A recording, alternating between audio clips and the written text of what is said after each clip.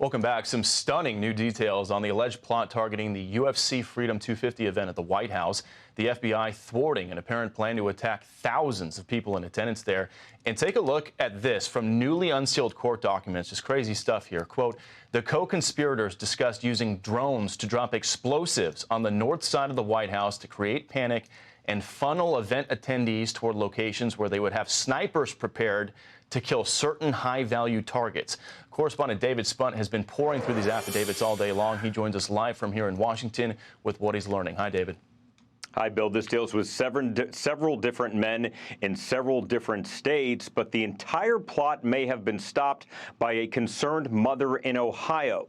Those involved in the alleged plot were arrested in Ohio, Nebraska, Missouri, and California. In Ohio, investigators say this man, 19-year-old Tyson Proper's mother, called police after she was concerned about her son's recent conduct, including firearms purchases and his communications with people online.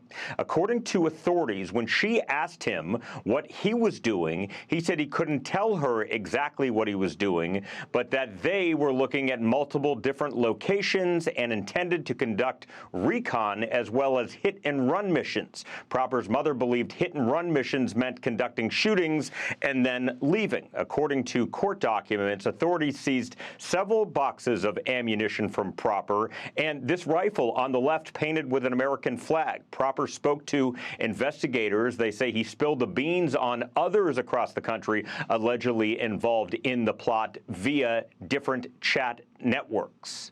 In Southern California, authorities arrested and charged these two men with conspiracy to commit murder, 24-year-old Brian Roa and 32-year-old Michael Thomas. In court documents, investigators say Proper was in touch with both men. They say that they have screen grabs from one of the phones of an alleged plotter that features aerial photos and maps of locations in and around D.C. Authorities say there were discussions about where snipers should be placed and drones launched.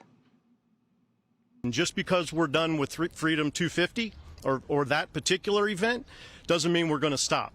There are still suspects at large, and we're going to work it until everyone's been identified.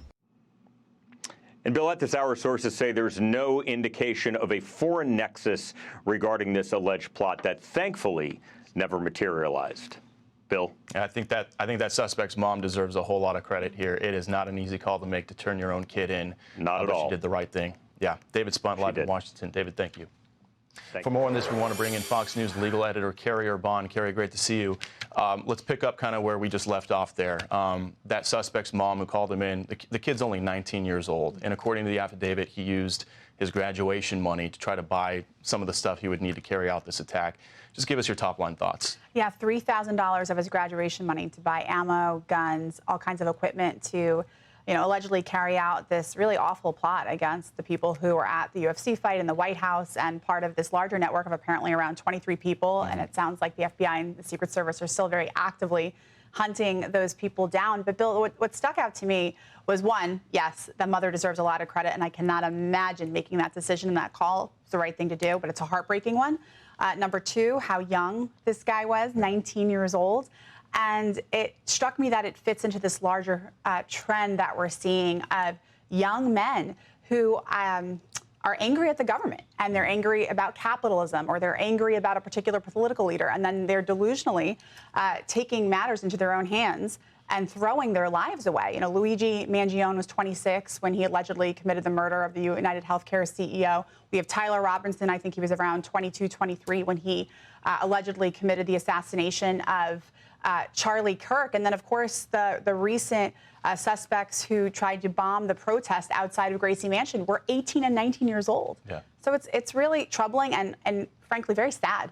And to your point about these young men, being mad at the government for whatever reason, according to these affidavits, one of the alleged organizers of this, a guy named Michael Allen Thomas, arrested in California, he told investigators that he believes the government is run by elites who sacrifice and consume children and have ties to Jeffrey Epstein, and that they were being protected by President Trump. They said if they carried out this attack, it would, quote, jumpstart a revolution. Just look at big picture here, kind of what you were talking about with these other cases. Like, some of these people are just so far out there.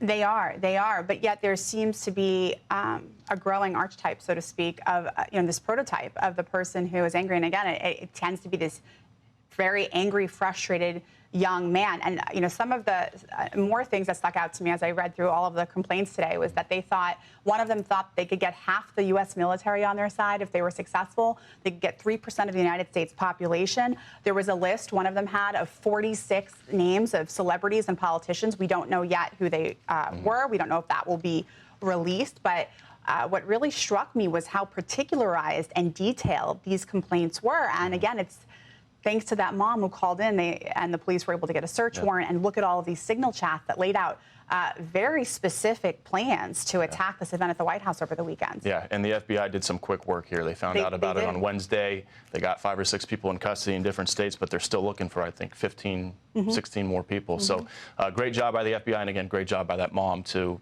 unfortunately have to turn in her own son. Kerri Urbahn, great to see you. Thanks for coming in. Thank you. Yep.